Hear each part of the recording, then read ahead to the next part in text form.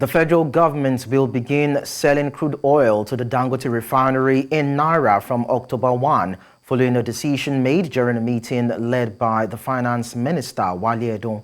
The Technical Implementation Committee reviewed progress on Naira payments for crude oil sales and outlined rules for key stakeholders, including NMDPRA, the CBN, NUPRC, and Afreximbank.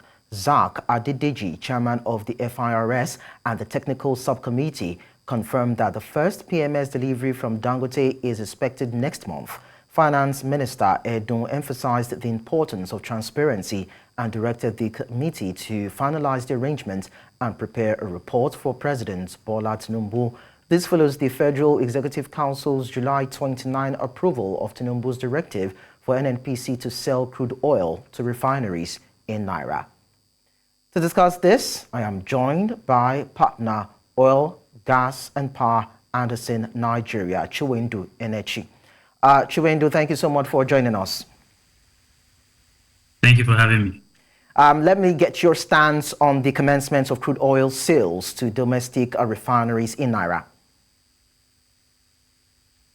Well, I would say it's an interesting development. I believe the government's expectation is that this move will essentially increase the supply of PMS, ensure stability of pump price, and to a large extent reduce the pressure on the dollar-naira exchange rate. And I would say ideally it should have some impact on those things I just mentioned. If you look at oil imports, oil products account for a large percentage of the total imports. So, of course, a reduction in imports of those products should have some impact on the dollar exchange rate. I think what the government is trying to do is to look at every avenue to reduce the issues that we all are facing as a result of the FX issues.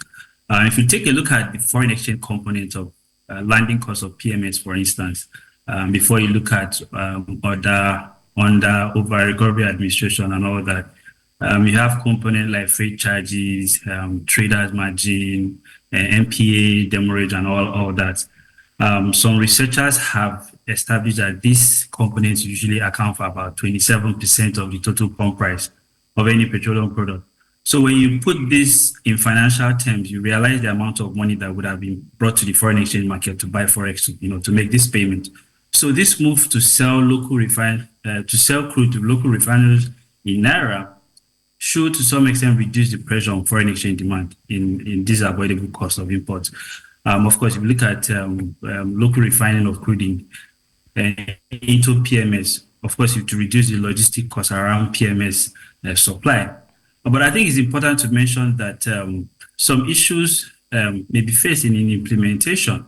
So it's important that government, implements this properly.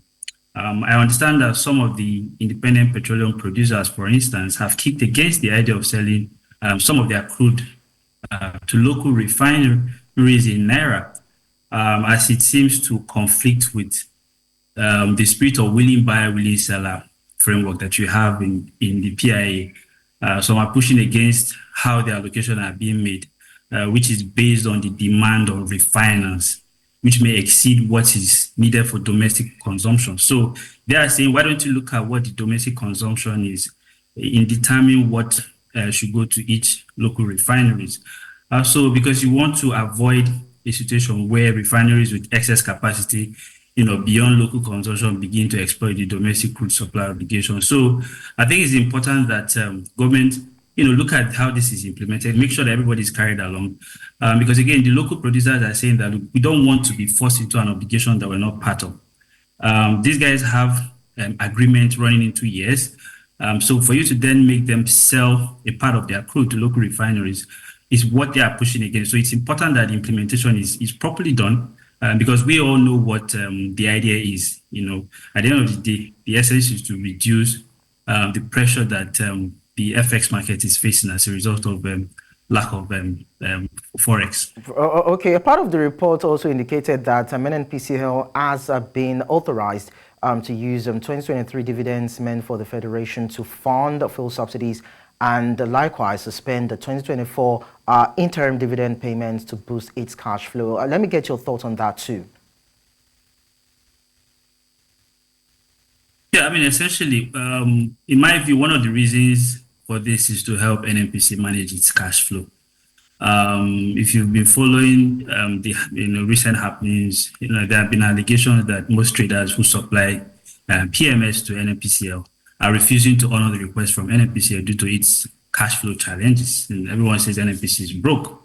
So you then have a situation whereby there's been a reduction in the PMS coming into the country as tenders to buy PMS have sort of reduced drastically from about 850,000 tons, to what we used to have in the past was maybe about 1 million tons in previous months. So you then have a reduction to about 850,000, tons.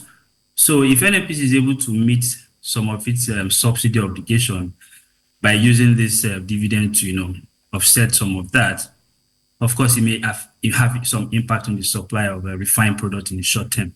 Now, the reason I say short term is that NNPC may not be able to continue the subsidy payment for longer because of consistent increase in cash flow deficit, mainly because of the exchange rate. If you listen to the group's CEO in recent time, he said that NNPC might not be able to sustain import beyond July 2024 because of cash flow challenges. So what the government has done is to free up some cash for NNPC to be able to meet some of its obligations. So for me, I don't see any impact on supply of refined product to be sustained for a long. Okay.